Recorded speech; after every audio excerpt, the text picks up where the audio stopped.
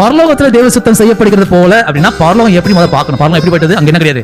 அப்ப என் வாழ்க்கையில பரலோகத்துல துக்கம் இல்லை. அப்ப என் வாழ்க்கையில சொல்லலாமே, கண்ணீர் யாவையும் துடைப்பார். இனி மரணமும் இல்லை. சொல்லுங்க, மரணம் இல்லை, துக்கம் இல்லை, துக்கம் இல்லை, அலறுதலும் இல்லை, ஆளறுதல் இல்லை, வருத்தமும் இல்லை, வருத்தம் இல்லை. முந்தினவைகள் ஒளிந்து போயின என்று விளம்பினது. முந்தினவைகள் எப்போ? ரட்சிக்கப்படுறதுக்கு முன்னாடி இருந்தவைகள் எல்லாம் ஒளிந்து போயிட்டு இப்ப நான் எங்க இருக்கிறேன்?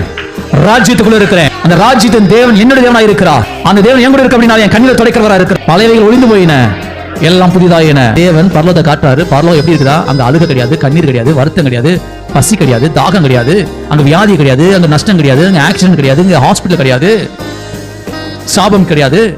ஆனா இதெல்லாம் பேசிட்டு இருக்கோமே நம்ம.